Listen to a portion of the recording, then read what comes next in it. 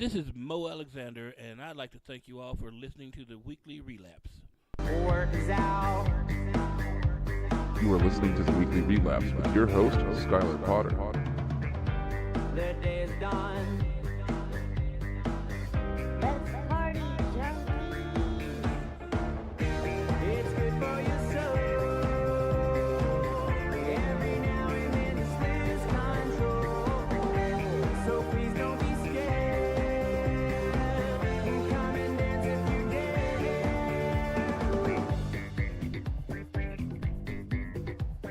What is going on, guys? Thank you for tuning in to another episode of the Weekly Relapse. I got Mo Alexander and Charlie McMullen with me, man. What's up, y'all? What's going on, man? Sorry, we had to pass the mics. I didn't have enough to bring through. Passing a bunch of stuff, mics included. Oh, I can also pass mine around. So we're hanging out in the hotel room. You guys have a show tonight at Leftwoods, man. I'm fucking pumped about this shit. So how long have you guys been on the road? Do you mean for like this week or what? Well, I mean, we both live in Memphis, so we take like 4 or 5 day trips every other week. You know what I mean? Yeah, say that again because I couldn't hear you for a second. We both live in Memphis, so it's like we just it's a regular ongoing thing. We'll both be in Memphis. We'll go out for a few days and come back until it's time to go again. I think me and him hooked up about a year and a half, 2 years ago now. Yeah, it was July of 16. July of 16, and he's been pretty much the solid opening act for me for most of that I know exactly how dirty to get. per show. See, last time I saw you perform, dude, that was one of the funnest experiences because like you straight were just like, I don't give a fuck. I didn't. And then like you were like calling people out, like like we were talking about it a minute ago. You were talking, you and this girl had a conversation about her titties for about 10 minutes. We did, because she was hot, and apparently she was the wife of the tattoo artist. Or no, she's the tattoo artist. Yeah, right? I think she She's was the actually a tattoo tattoo artist there too. Man, this was I'm looking forward to tonight mostly because Amarillo's comedy scene is finally starting to like actually take like people are actually showing up for the first time. Good. And like we actually have like traveling comics coming through and everything like that, man. So we have another open mic. I believe last time you were here we only had 2 open mics a month. Right. So now we have 3 a month, dude. Okay, so there we're you go. moving on up. Moving up. I actually get to host it too, so that's just a plus. What night is that? It's the first Wednesday of the month. Okay. At Whiskey River, and then the second Wednesday of the month is back at the 806, and then the fourth Wednesday is at the 806 as well. We're just trying to fill that third Wednesday slot right now. Okay. All right. Cool. Make everything happen like that. But very cool, bro. so like I don't even know what to talk about, man. Like I ended up like I rushed over here, didn't plan anything. So Well, we don't have to plan anything. We're comics. We just sit around, smoke, talk shit. You know. you did a podcast with me and Tristan, right? Yeah. On the Yellow City Comedy Yeah. Podcast. You called in for that? I called in for that. That's why I was like, yeah, let's do this podcast today. Let's have some fun. See, unfortunately, that podcast isn't around anymore. But I still have that. Like, I still have all the episodes saved, so I can go back and listen to them. You might be able to find them online still. Yeah, I think it actually showed up in a Google search the other day. Oh, nice. I know Yeah. it's on YouTube. I know Okay. it's on YouTube for sure. Yeah, it And showed up. these just the Weekly Relapse, the one we're doing now, just started airing on YouTube and Spotify within the last month. So Okay, all right. that's where you can find those, man. I gotta give a shout out to my girl Jess Wood from her podcast, the Oh, yeah. Get Wood podcast. Oh yeah, Yes. Get Wood podcast. Get Wood podcast. I gotta give her a shout out because she talks about me all the time on her podcast. So if you don't listen to, she's a comic out of L.A. She was actually a part of the whole possum stir because she was who I was talking to on the phone when that happened.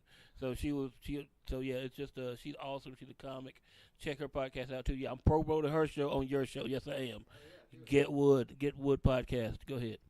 I think we should all agree as a group right now that just to address an earlier point, tattoos and big tits just kind of go together. They like, do comfortably. They do.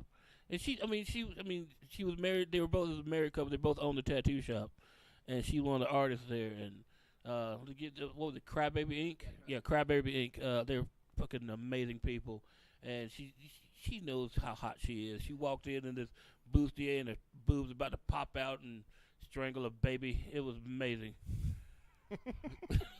Yes, I said strangle a baby. That's what I did. That's like the prime way to go amongst babies. I think so. That's great for like that's probably what babies talk about, like how you want to go, man. See, it is just a mistimed titty exposure. Oh, I thought that was a titty with a pillow. Now I'm dead. That was a fun night, dude. The crowd at No Dogs is always just delightful. Man, I miss No Dogs, and a big fuck you to the owner of that place who Yeah. fucked up my boy Toby. Whoever, man, fuck you, dude. Speaking of tattoos, I mean, that guy is so heavily tattooed, Toby.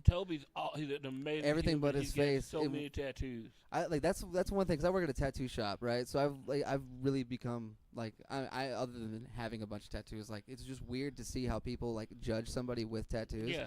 Toby, being one of the most heavily tattooed people I know, is probably one of the nicest human beings on I the know planet. he wears a bow tie. Yeah. He is tattooed and wears a bow tie. That's something you don't see very often. I mean, Yeah, dude. he's awesome, man. Toby, if you're gonna listen to this, I love you, brother. Yeah, dude. Hopefully he'll come out to the show tonight. I sent him hope out so, the man. invite. He's so cool. Show tonight at Leftwoods. I'm gonna try to have this up before the show. So All right. if you have any plugs you guys want to do early, or if y'all going somewhere tomorrow? Tomorrow we're gonna go to Colorado Springs. We're doing a 420 show, and I'm not even sure where the hell we're playing. Legally, we're just not going to say where we're playing, but Okay, legally, we're not gonna say where we're playing. but I swear to it's, God, if I go to jail for legal weed in the state, I'm gonna hurt somebody. it is Colorado Springs comedy scene tradition. My old crew before I moved to Memphis was the Thompson Boys, and this will be the first show that all four of us have done together since before I moved. I'm looking forward to this. I am too. There was a place in Colorado Springs Oh where my Mo God. and I Man, fuck you, dude. used to perform called the Dab Lounge. Fuck you, man. I Man, was just proud to have been around, like there for Mo for that moment in his life when he did his first dab. Oh my, that wasn't my first dab. It- that okay. was not my first dab. It was his first dab of live resin. I don't even know what the fuck live resin is to this day. I don't know what live resin is, but I would do it again if I don't have shit to do. If I don't have shit to do for like 18 hours, I would do live resin again. Because it sounds like a band name. It does. It does. It sounds like what Incubus broke up and became. We're live resin. This strain is called grapeseed oil, like whatever it is. Live resin. Have you ever done this stuff? Oh yeah, absolutely. You have. So Yeah. you know exactly what I'm talking about. I love it. It's like it's in a Carmex jar, and it's what it was. It's like a little Carmex jar full of this stuff, and they heated up a glass straw, and I stuck it in there. Oh. And most times when you smoke weed, it goes in your lungs. You get a 1, 2. This shit hit the back of my mouth, and I could feel the membrane on my brain just slide open like it was a fucking arena. The room gets really, really hot. And I'm like, holy fuck, what? And I seriously, this is not a joke. This is not material. My knee to my foot, I lost it. It wasn't like it went numb. It just said, fuck you, and left. And I couldn't stand up. I'm like, Charlie, kick me in the leg. Hey, wake it up. It's gone. And I didn't have feeling in my leg for like 3 minutes. And then it just came all the way back again. And I was like, get me to the couch before I'm able to move again. It was like his brain had a timer on it. Like as soon as he did the live resin dab, his brain said, "Okay, shit, we have like 93 minutes to showtime, so shut down now. Let's save up what we got." That's exactly what happened because it was perfect. Because they were like, "Hey, take a hit before the show," which I never normally would do because I'm not a weed comic on stage. I'm a drunk. I'm a tequila person on stage. This stuff hit me so hard that once my leg came back, I had to get somebody to walk me over to another stool, and then I had to watch Charlie, John Brown, and somebody else go. Ben Verbeek go up, and right before I had to stand up to get on stage, it like had a half-life and said, "Okay, you can move now." And the first 20 minutes of that show, I will never remember. It was like your activation phrase, because like Ben Verbeek was introducing Mo. Like as soon as Ben said from Memphis, like Jason Bourne, he just snapped back in.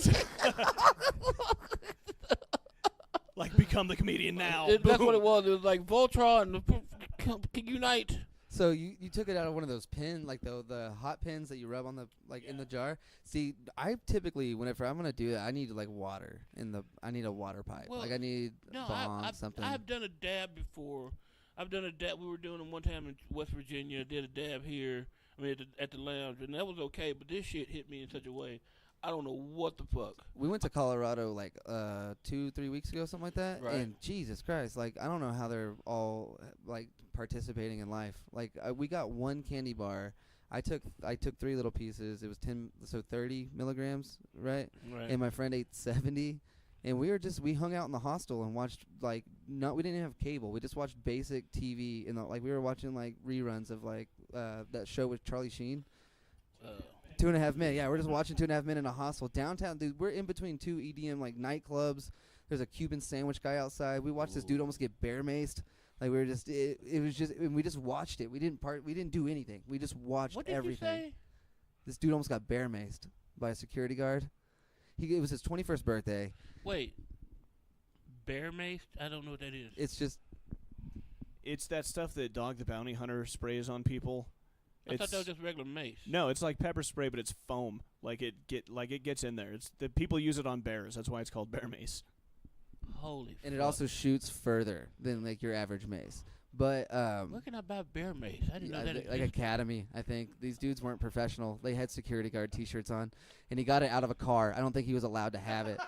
Bitch, I'm gonna go buy a Jeep, man. I'm gonna go get some bear mace on your ass. It was this kid's 21st birthday, and he's like, this security guard's fucking big, dude. And he's like, let's go. It's my 21. Let's go. And me and we're eating a Cuban sandwich outside of the hostel.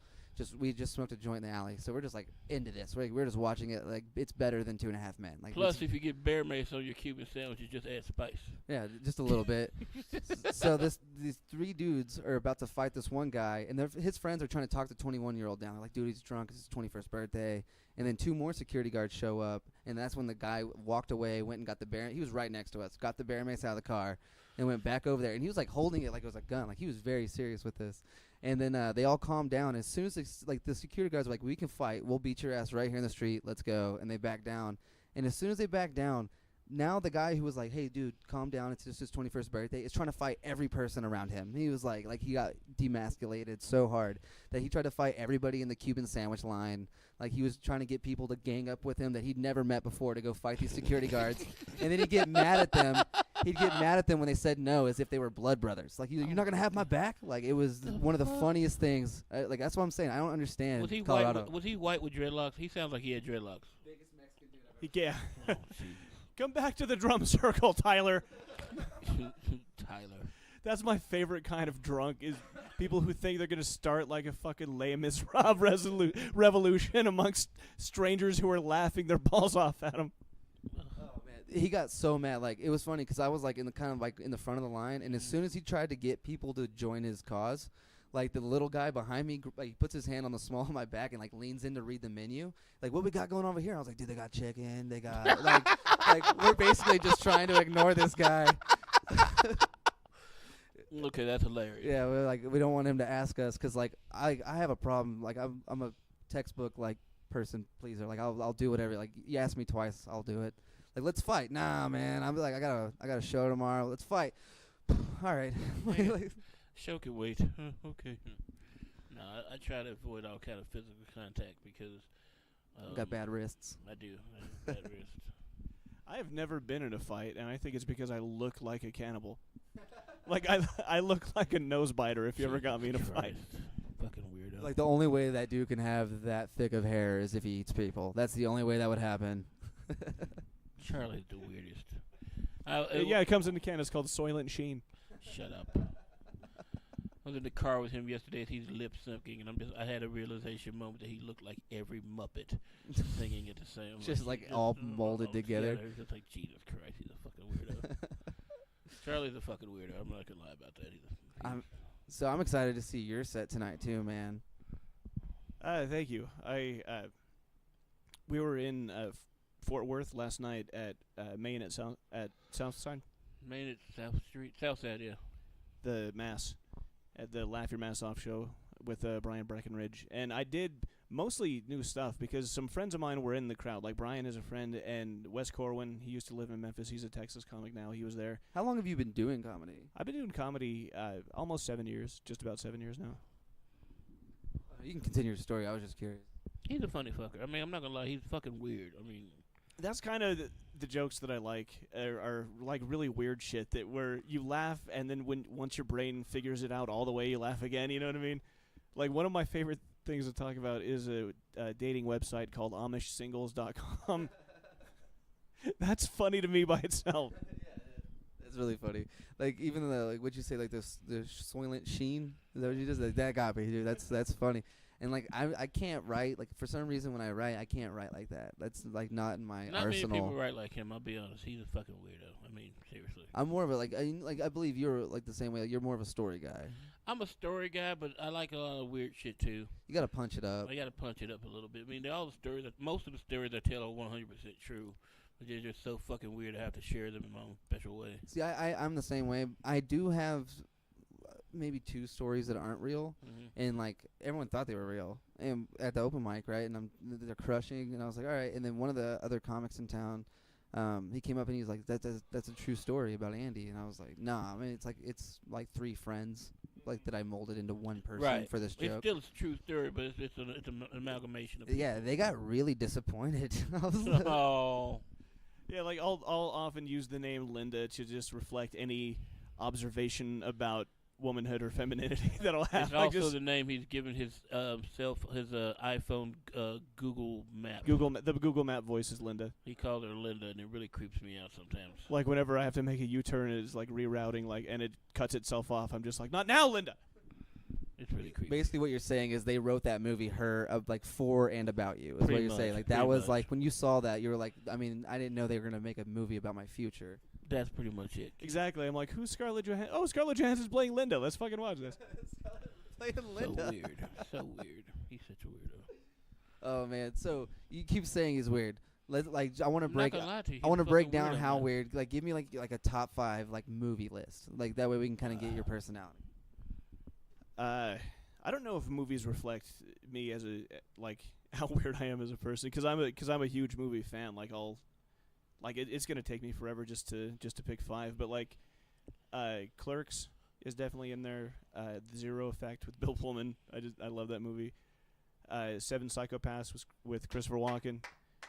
How many is that? 4? That's 3. That's 3. You Okay. can't count. That's how Okay. weird I mean, unless it's the 5 degrees of Kevin Bacon, which is fucking. Evil Dead 2 is an all-time favorite, and like, I don't know. There's just because I will watch movies all the time. Like this is not. I wouldn't call this top 5, but I've recently been watching Willard with Crispin Glover, and I find something new about that movie I like every time I watch it. See, the fact that you're rewatching it over and over is the frightening part. Well, I can relate with you on 2 of those movies. I have 7 Psychopaths would probably be in one of my tops for sure. But Evil Dead. I actually, when I was 18, I had a hamster. My roommate was obsessed with Evil Dead. Like Bruce Campbell was his shit. And so I got a couple hamsters. We were breeding them for the pet shop just to make some extra cash. Right. And I named one of them Bruce Campbell. And like that fool, I think until the day it died, like loved that hamster as if it was the real Bruce Campbell. You know what I mean? Got like a little toy chainsaw cut off the hamster's foot. I like Stick it on there. how Bruce Campbell made like a cameo in every one of the Tobey Maguire Spider-Man movies. I believe that was it.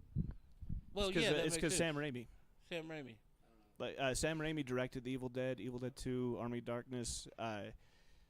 He was executive producer on Hercules. Like Bruce Campbell worked on Hercules a lot. Well, no, there was also another show that Bruce Campbell Briscoe had. County Jr. Thank you. Yeah. No, not that one. Not that one. Jack of all trades. Yes, and it was in that whole Hercules Xena thing that Yeah. Ted Raimi was a part of. Yep, Yes, he was actually Ted Raimi. Ted Raimi was his sidekick in that show. that's correct. Okay, we were fucking nerds. Yeah, we are. Because Ted Raimi, for those who don't know, he is he plays the Esmart clerk in Army of Darkness. But if you look closely, he turns up in so many roles in so many movies. He was in season 2 of Ash vs. the Evil Dead. What were we talking about before I got off on Bruce Campbell? 'Cause 5 movies to talk about your that'll happen. personality. yeah, like I don't know if that defines my personality or not, but I love those movies. I can tell you just by how long we got to like that was I got just your personality, man. Do you guys y'all know directors, man? That's crazy. He knows the directors way more than I do. My Because, my favorite thing is when you say a movie, you say an actor from the movie. So you were like, I like 7 Psychopaths, Christopher Walken. Yeah, like that's a cool thing. I've never really cared for actors is like I follow them through shit until about 5 years ago. And like I think Sam Rockwell was a definite I saw like 7 Psychopaths. That's a great one with Sam Rockwell in it. I was asked recently top 10 best comedic performances. like not necessarily the movie itself, but just someone's performance in it. And Sam Rockwell in Hitchhiker's Guide to the Galaxy cracked me the fuck up, like to this time. If have you ever seen the movie? Yes, but I don't remember it. Sam Rockwell plays the the president. I kind of put it out of my mind for the British version. Right. Well, yeah, I get that. But like in the American version, Sam Rockwell plays the president of the galaxy, Zeph on Beeple Brox. Yeah. And his best line is off camera. You have Zoe Deschanel at the control panel, and she says nothing. He is off camera. He just goes, "Hey, are you wearing my underwear? 'Cause I'm wearing yours, and they ain't doing the trick." See, like that guy, the way I don't know why I love his acting. Like, there's a movie called The Way Way Back. Have you heard? Yeah, and that was the only movie that they've ever made Steve Carell look like a total douchebag. Like, he plays like a total hateable person, and you don't even like watching it because of that. Because it's Steve Carell. It's like, is that the wrestling movie?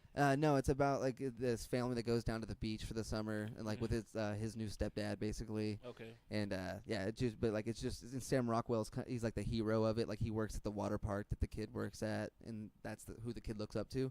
But Sam, even in that movie, even though it's more or less serious, still plays like a hell of a funny character.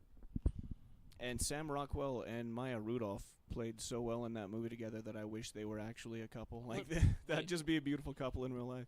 What movie? Sam Rockwell and Maya Rudolph in The Way Way Back, the one he was talking about. I've never. Okay, because I have no idea what you're talking about. You should check it out. I think you would like it. If I have an extra copy, and I might, I'll give it to you tonight. Appreciate it. Yeah, we started collecting movies. Actually, that's like one of my weird new like things is collecting movies. Like, instead of, even though they'll be on Netflix or something, I'll still go buy them. I don't know why. Yeah, I really don't buy a lot of movies now. There's a couple I have to buy, but It's the conspiracy theory. It's it's like the internet's not gonna be around forever. Part of me. Yeah, like, no, I got you. I mean, because what I used to buy, I have a lot of movies. I used to have a lot of movies at the house, and I just ripped them to a hard drive, and then ripped that one to a hard drive, and I used to buy DVDs just for like certain commentary tracks. Because if you, he's one of those. I am one of those. If you really nerd out on a DVD, you'll find all kinds of cool shit. Like, speaking of Bruce Campbell, the special edition for Bubba Hotep has 2 commentary tracks on it. One of them is Bruce Campbell and Don Coscarelli, the director. And the second track is Bruce Campbell in character as Elvis by himself. Yeah, I've heard that one. I've heard that. Like, he's just talking about the movie. He goes off on tangents. He takes phone calls. Like, Lisa Marie Presley calls him. He's like, "Oh, what was that, Lisa Marie?" Like, he gives the recipe for the fried peanut butter and banana sandwich. It's very funny. I have to say that. So he's not giving any commentary. No actual insight into the movie. It's It's just him playing, riffing by himself Yeah. as Elvis for 2 hours. It's genius. That reminds me of Step Brothers. Like, I do the same thing. I buy shit for commentary too. Like, I love the commentary and like the blooper reels. I'm a big. I love watching actors break character. That's like one of the all-time favorite things to watch. I don't know why. So Always Sunny in Philadelphia. I always buy their shit for the commentary. But Step Brothers, if you watch the commentary on that, it's Will Ferrell and what's the other guy's name? John C. Reilly. Singing the comment. I didn't get to watch the whole thing, but I'm pretty sure I watched like 20 minutes of it, and they were just singing commentary the whole time. It was fucking amazing. There's multiple commentary tracks on the Anchorman special edition, the first Anchorman movie. But the one that starts out with just Will Ferrell and Adam McKay, a bunch of people come in and out. Lou Rawls, just like you'll never find exactly. Like Lou Rawls, who has nothing at all to do with Anchorman, he just sits in with him for like a good 20-25 minutes. Like Will Ferrell and Lou Rawls have a scat off at one point. Like, it's really funny. Really, you need to define that, because some of the people who listen to me would think that's a whole different kind of scat. Oh no, like skilly That's bop bop gross. doo beep boop bop That boo is you. that is so wrong. But I'm in a weird community, so they would be like, "Hey, that's kind of I want to watch that." No, you don't. No. Do you guys jam like a lot of podcasts? Like, do you like from like let's say like A-list like comedians? Do you ever like listen to like the Bertcast or? I listen. If I listen to a podcast, it's gonna be the podcast I listen to that's on my phone all the time. Would be Rogan. Would be Jess Wood at Get Wood podcast. Shout out to my girl. I'm her dead baby's daddy. That's my nickname. Don't ask why. It's just horrible. But what else? What I listen to, Two Dope Queens has been really cool lately. I like them. I'm not gonna say it. I like them. Rogan recently had that guy that went viral for butchering the deer in the window during that vegan protest. Yeah, I did they show that video? I didn't see. Yeah, I mean, I'll send you a link. It's all over Yeah, the send me place. a link. I want to see that. All he's doing is it's like a leg of a deer, and he's carving it. Yeah, like yeah. a normal person Yeah, would. but he has it like out in the restaurant, right at the front window by the front door, because Yeah. they protest him. When he explained himself, it was something along the lines of like, when they first started protesting, it was pretty peaceful, like maybe like 5 of them. You know what I mean? But he's like, I'm in a row of restaurants. There's Yeah, he restaurants said there was all around me. he said There's there a was a butcher butcher stop right across the street. I'm like, why are you people protesting So this dude? he's like, it was kind of like my last ditch effort to be like, yeah, you guys gotta fucking stop. You know what I mean? And like, I can get that, man. They're trying to run a dude's business. Right. But yeah, like I've been listening to there's so many good. I really wish I could remember the name of this one. There's this one my girlfriend's stepfather introduced me to, and these guys, they go into it like in character. Like the idea of the podcast is this guy was in a Starbucks and he went through a wormhole into like a place where everyone talks like I like this one guy has to introduce himself every time. He's like, I'm Alexander the Third, or known as this from this place, or this if you live in this place, and he does it every time he introduces himself.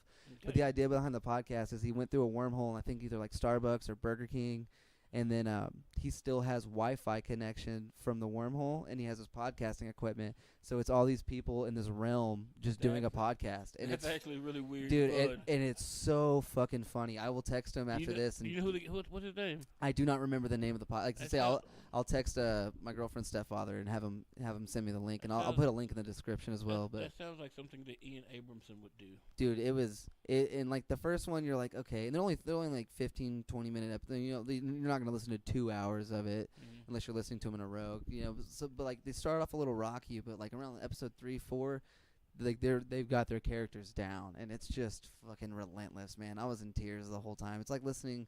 It's like a non-traditional podcast, I guess, is like the best way to put it. So like if you're looking for like a little change up, I will get the name. I'll definitely leave it in the description, All right, and I'll let me send you know. a personal link. I'll listen. I'll check it out. So we got another 5-hour drive tomorrow. So I need. Yeah, to Colorado Springs, man. So I've noticed the drive to places, and maybe because I only go and then I come right the fuck back. The drive there is worse for me than the drive back typically until like the last hour. Then the last hour of the drive is a boner. I think there's a lot of. I agree, and I think there's a lot of reasons for that. Like, there's always some level of pressure if you're going to a show, just because it's still possible that you could be late. Like, I have anxiety about being late for shit. And the drive back, like, you're not gonna be late for anything, so that makes it easier. See, like, except for that last hour, dude. Like on the way back from Colorado, we go through Dalhart, and I even pointed out, I was like, that's crazy. They have Tootin' Totems here, and we kept going. Yeah. And What? it's the name of the locally owned gas station here in Oh, town okay. that's on every fucking corner, because the guy who owns it sits on the city council, and he can buy up whatever lands he wants. We look like it's a corrupt local government here, dude. It's crazy. All governments are corrupt. The guy who owns Tootin' Totem sits on the city council. You'll notice a lot of Whataburgers because that dude sits on city council. We don't have In-N-Out. We don't have any of that stuff because they don't ever get permit. Like they're not allowed. Like they always get shut down before they can build. That's some bull right there. Yeah, it's crazy. But Think about this: Memphis government. Well, the Tennessee government is so fucked up. So Memphis took down these Confederate statues in December. Yeah, I remember that was a huge deal. Yeah, they did it in such a smart way to get out of it because It was like an Ocean's 11 style heist. no, it wasn't the ocean. I love the way they did this. It was Tell very 'em. smart how they did it. It's like so it was public. They were in public parks. So what they did is they someone opened a nonprofit, and I can't remember the name of the nonprofit, but then the city sold the parks to the nonprofit, so that it became private property, and then the private property people got rid of the statues, and they were all the Tennessee rednecks were like, y'all did that illegal. You need to put them back in history, not hate. Go fuck yourself. And so that's what happened, and they proved it's all legal. They did it. It was beautiful how they did it. Just a brilliant way to outthink people in Nashville. And now Nashville is trying to punish Memphis, and they even said it was because of the statue removal. They took $250,000 out of the Memphis fund because next year's like the bicentennial or some shit. So they took $250,000 out. One guy said he wished he could take more money away. So Memphis, we don't give a fuck. We're like, oh really? Y'all gonna start that shit? Well, here's a GoFundMe. It's already up to $50,000 in a day and a half. Yep. So it's like, fuck you, dude. Fuck you, Nashville. We need to just go kiss our ass. We ain't dealing with your shit. Fuck. I'd love that about Memphis, man. I do too. We don't give a fuck. I mean, we are home of 3-6 Mafia. We do not give a fuck. The way that you explained that they did that, our government, our local government, did something along like pretty similar, but like it's more shisty and fucked up. It was our tent city, like where all the homeless people were camping out. They wanted to kick them out, but they couldn't find like legal reason to. So what they did was they changed a few local laws to where they could fine the lady who owned the property. They fined her hundreds of thousands of dollars, like $200,000-$300,000, and told her that they would drop the fines if she kicked them off the property. So so like bullshit. that's what we're going through right now. Like dude, our local government's fucked, man. That's an asshole thing to do. That's just an asshole thing. You're hurting people. Us moving these statues ain't hurting nobody. Yeah, for those of you listening who don't know what we mean when we say Confederate statues, they're those giant participation trophies that are in parks. You don't use that word. Don't use participation trophy. Someone else uses that. Don't do that. But yeah, it's like, hey, here's your loser award, fucker. Yeah. But second place. They mostly weren't. You know, the historic about them is most of those weren't put up to enable the memories of the Civil War being lost. It's just they're just racist shit put up to annoy black folks. Yeah. Because they were put up in like 1950s and shit. And like, go fuck yourself. Yeah, that was definitely not like that. That's what's crazy too. Is like I'm on the fence where I was like I enjoy the political correctness to a certain degree, and then like the other half of me is like, man, we're losing so much though. Like fun things. Like you can't joke around with your buddy anymore. Like the way like I was hanging out at the 806, fucking with my friend, and I got yelled at by just a bystander. You know what I mean? Like I was fucking with the host. Like we hang out every single day.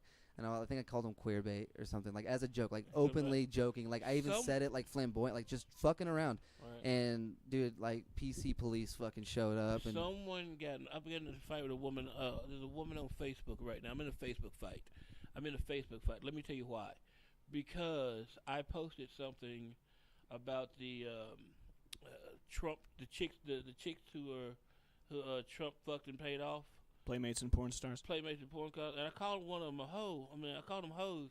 And they were like, why you gotta call them hoes? Well, they took money for sexual activities. No, they got money for getting paid off. Still, they're verbal whores. So, I mean, they just want to fight me now. I'm just like, really? Really? You want to fight me over this bullshit? Really? Come on. I'm not going to back down. I never apologize for jokes. I enjoy the aspect of like, that same cause is what allowed us to get those statues taken down. Mm-hmm. You know what I mean? So you, like it's like with the good comes like a lot of bad though. Like it's weird at a comedy show knowing that like for sure you're gonna offend somebody now. Like you. I mean, as long as it's funny, you're not gonna offend everybody. No. Because like I'm definitely not like a comic who will do a rape joke or a racism joke or something just for the sake of doing it. Like that pisses me off. No, if you're going to say something, have a reason to say it. Like I told that story last night because I have a joke I actually called I Didn't Tell a Rape Joke. And that's what the name of the joke. That's what the name of the joke is because it's a story I have to talk about. I'll tell you later. I'll do it tonight. Awesome. But I don't tell a rape joke. But a drunk woman accused this story I talk about. She accused me of telling a rape story. So when she got belligerent and on my last nerve, I went over the top with her. Yeah. Because it's not just a bit for me. It's an actuality. I went over the top with her. She was like so drunk. I'm like, okay, if you're so sure I told you a rape joke, let me ask you, where were you sitting when you heard this rape joke? Is that what you were wearing when you heard this rape joke? Are you sure you didn't want to hear a rape joke, then change your mind after hearing the rape joke and just push the envelope to the point? And I'm not telling the punchline now, but it's just you got to push them back. Because I'm not going to tell you. If I do something, I'm going to do it. But I didn't do it, so let's see what I can do now. See, that's one of my favorite things about writing is being able to take a topic that nobody wants to talk about or like that you probably shouldn't talk about, and then being able to give them a different point of view on it to where it's funny. Like tonight, I'm probably gonna bring up racism, but I think I have a clever way of spinning it that makes me feel comfortable saying it. Like I wouldn't like you. I would never just go out to do a race joke. Right, because like I think what makes a joke either funny or hurtful is like from wherever the joke is coming from. I've had this conversation with friends of mine before. Because I joke about offensive things, but try to do it in a weird way, so it's more weird than it is offensive, which makes it like okay for people to laugh at. Like, because I've only done 2 rape jokes my entire career. Right. One of them is just a one-liner. Hopefully, it's more weird than it's funny. But you guys ever wonder you could be raped by Cirque du Soleil and not even know until later? Give me that. See, yeah, but I would never purposely, like, I don't think I've ever actually done like a gnarly rape joke either. Well, you should. I mean, I'm never gonna tell. I'm not gonna tell you what you It should. just and it makes shouldn't me do. imagine like French acrobats conspiring to sexually assault me specifically. Christ. But see, like what I was saying is like the way Stanhope does it. Stanhope always stands up for the underdog in every bit that he does, and that's why he's my favorite. Like 100%.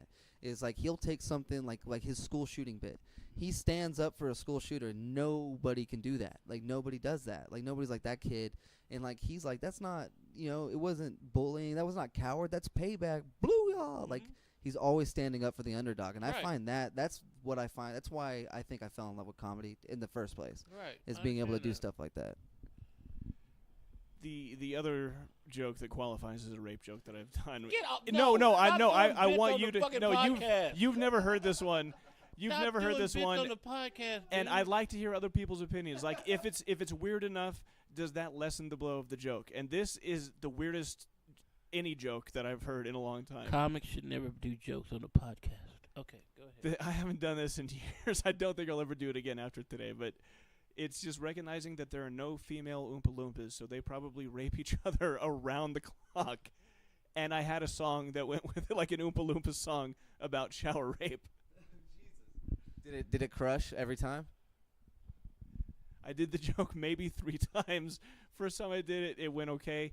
Second time I did it, it fucking crushed. Third time I did it, it bombed horribly, so I never did it again. That's something I do struggle with, is like knowing if the joke is like cause I've had one that did really well and then it doesn't do well twice in a row and I'll drop it. Well, drop it, fix it. That's what I'm saying. Like that's where or I'll just keep doing it. Like it's weird, man. Like I have a lot of jokes that I just and I was going through my book jokes today. at work I forget to do. I mean, like when we were down in Stardome, I did that joke about my brother in the strip club. I haven't done it since, and I had just written it that week on the way down to Birmingham, and and it killed every night. But I'm just like, I don't like that. See, like I'll have jokes that I like. I love the premise. I love what I was doing, and it just doesn't translate. You know what I mean? Like so, like. But what I've noticed is like if I wait like 6 months and I go back to it, I may have grown a little bit in an area that would allow me to write that joke better than I did the first time. Yeah, well, no jokes are ever done. Jokes aren't finished. They're just not done yet. I mean, if you can make one be like 99% of the way there, and then a month later you throw another line in, and I'm like, oh my God, it's perfect now, and you think it's perfect, and 6 months later, oh my God, I should have taken that line out. I did it all this time. No jokes are ever finished. You just get tired of doing them. Yeah.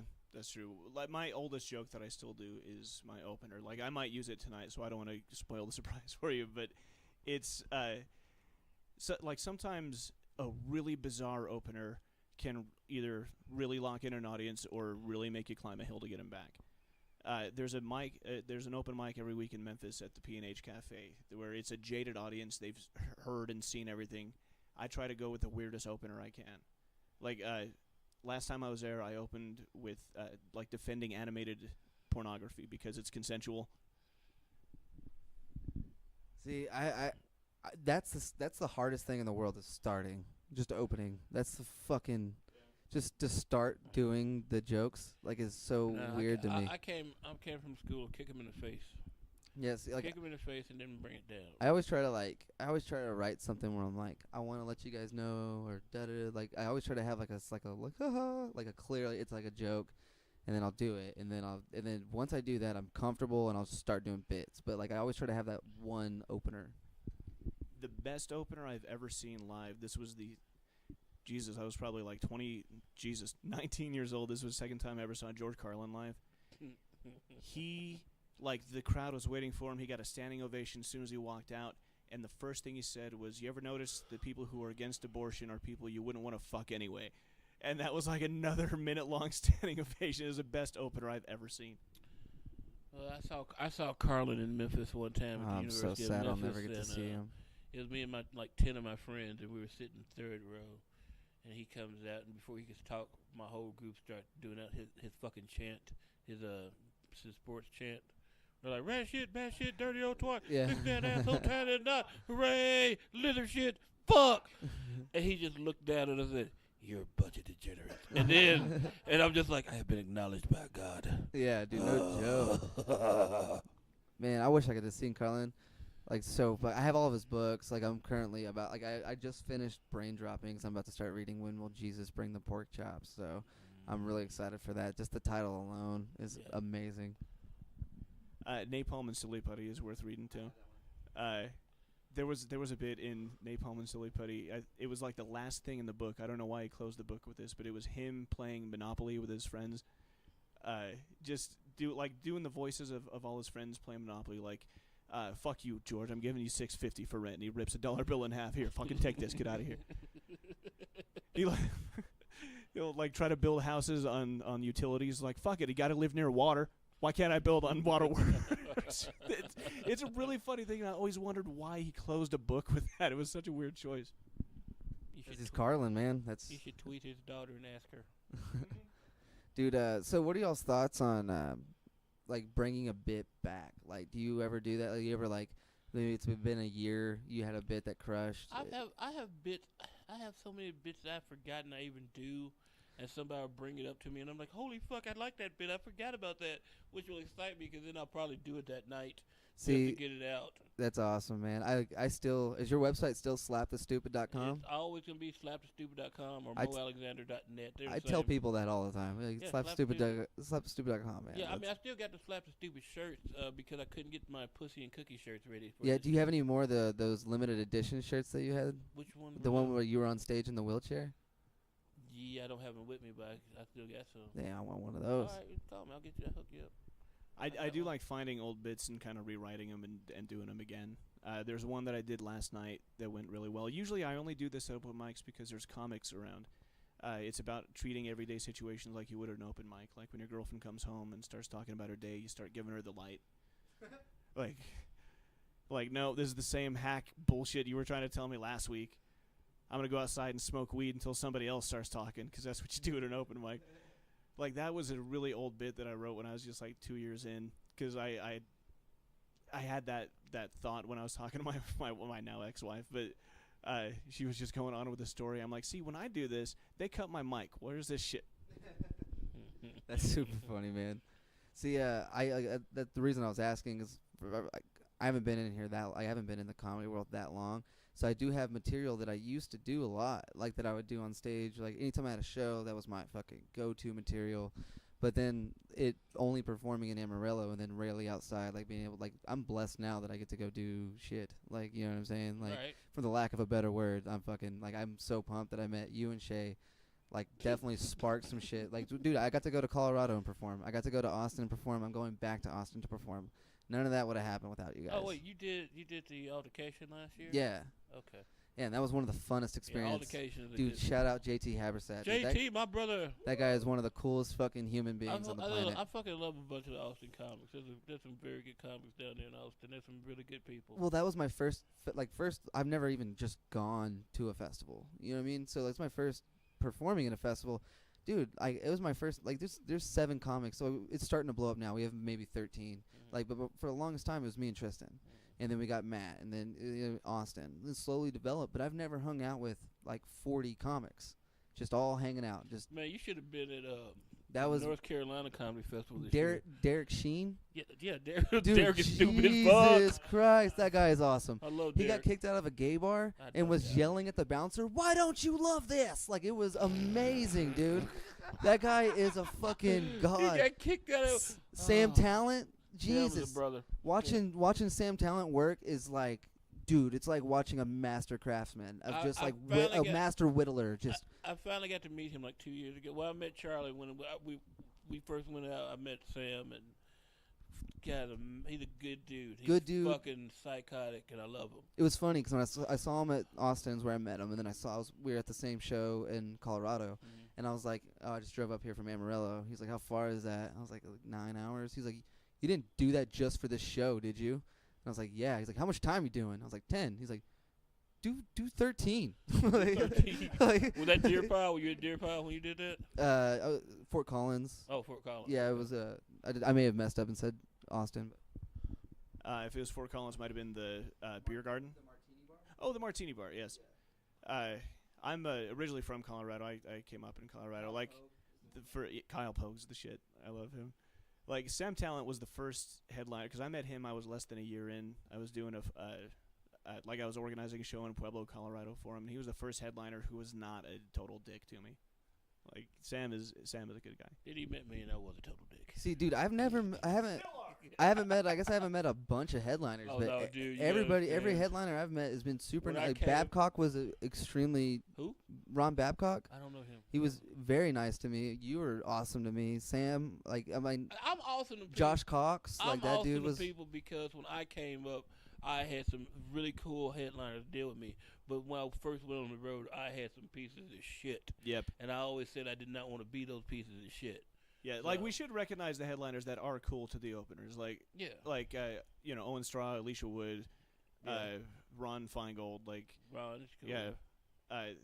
it's definitely the minority headliners that are dicks to openers, but because I came up in Looney's in Colorado Springs, so I emceed for 3 years before they let me move past that, so I worked for a wide range. I'm not gonna name names, but I had some real fucking pieces of work.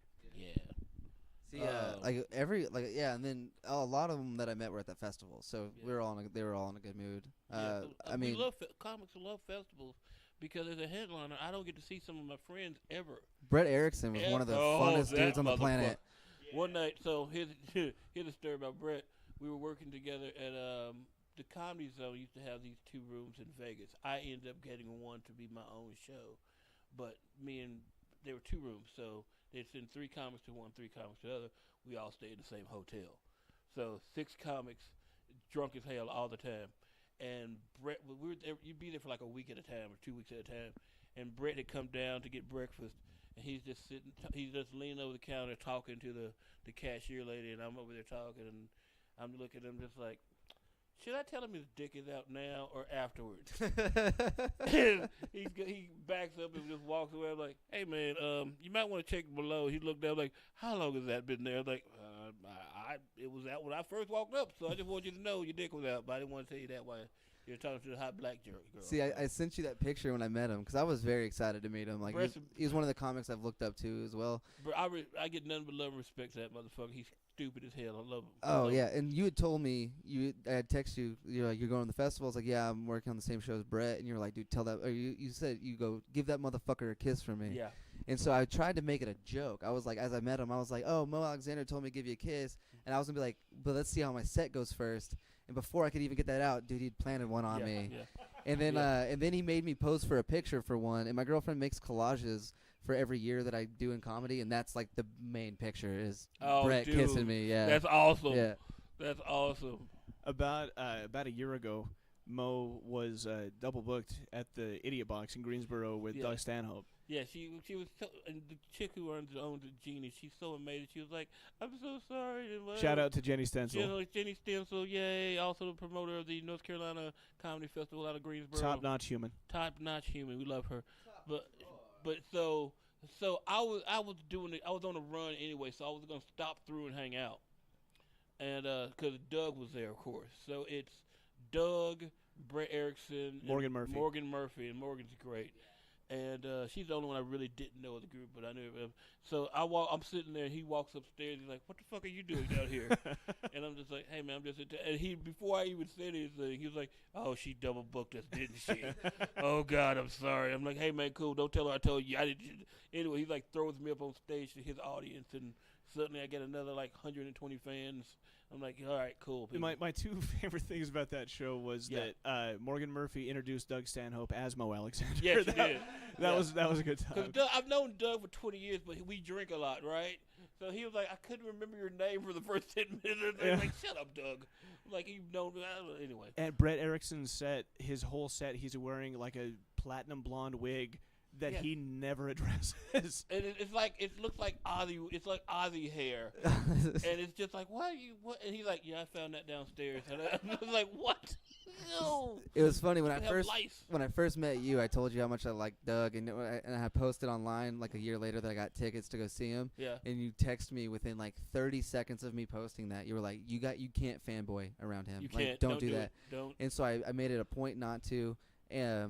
What happened was Andy Anders. Yeah. Like we were all hanging out in my car.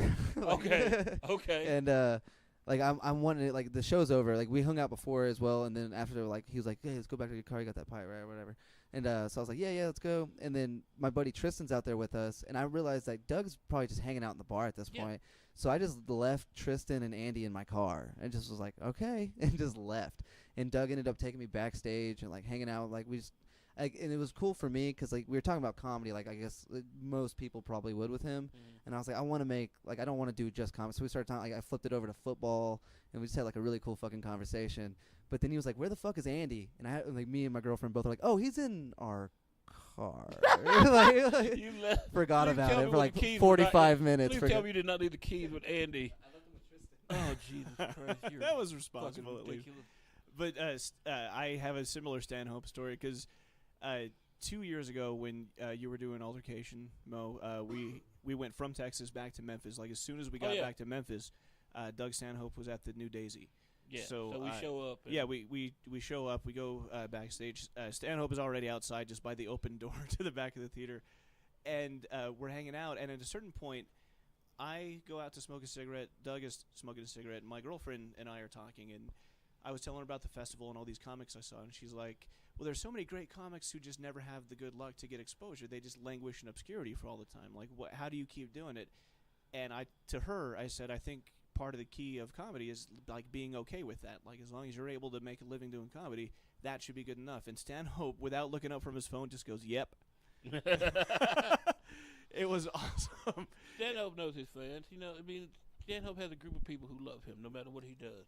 That's what I was gonna say too. Is the crowd that showed up? Boy, did they show up! Junior Stopka. Yeah, Junior. Fucking crushed it. Like his Bill Burr impersonation. I don't know if you've heard it. Like, I have. oh my god, I was in the front row. Dude, I was in fucking tears, man. Dude, I love Junior Stopka so much. He got me into a couple clubs in Chicago, but then he had to open for me one night in Indiana. And let me just tell you, that crowd was not ready for anything that fucking happened that night. This room held probably about 150 people.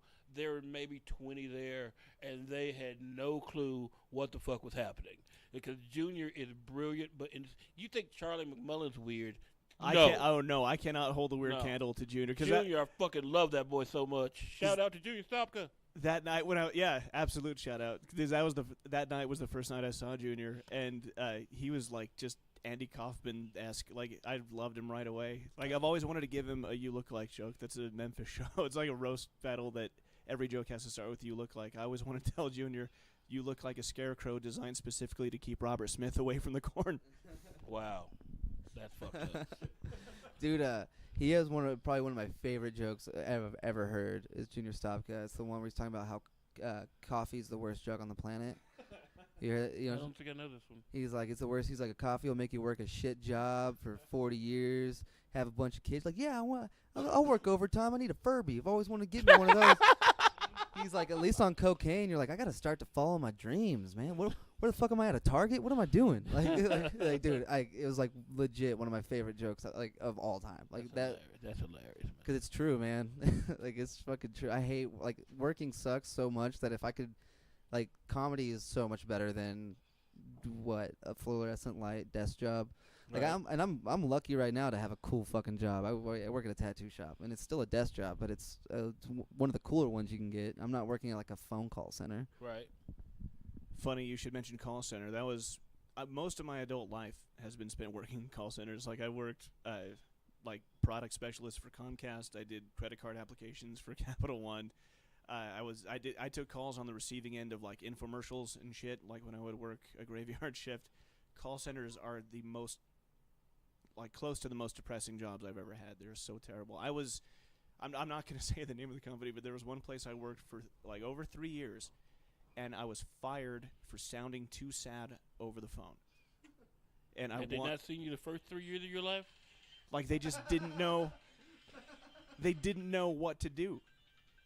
Okay, right now, this is this fucking game show that Mo I keep playing. and Shannon have been playing in the car I'm this whole addicted time. to get this game show because I'm a smart ass and I don't have enough people to show up. Okay, let's do this. Like, read the questions then. No. It takes too long to do that. Just shut up and fucking answer some questions. Busy over here. Well, I can let you get back to the game, man. We've hit Yeah, about no. an hour right now. Anyway, I'm gonna go try to get this put up before the show starts and everything. If not, I'll have it up tonight. All right, that's cool. But I appreciate you guys letting me come over and do this, man. This is awesome. Appreciate you, my man. Do you guys have any plugs, like people where they can follow you, Instagram, anything like that? Facebook, Twitter, but keep an eye on the LOL network for the web series You Look Like. I'll be on that. And Stand Up Guys, episode 3 on funnyordie.com. Wait, that's gonna be on what? LOL. That's gonna be. That's what I hear. Oh, okay. All right. Just at Charlie McMullen, CHARLEY. They spelled it weird. On Twitter, I'm Mo Alexander, M-O Alexander. Facebook, I'm Mo.Alexander1 because some little 12-year-old girl named Mo Alexander is out there. And that's it. Just find me. My website is slapthestupid.com where you can now order for later release of the Pussy and Cookie shirt. Hell yeah. Yeah. All right, man. Well, appreciate you guys tuning in the Weekly Relapse, man. I'm Skylar. Thank you, Skyler. Thank you. Thanks, buddy.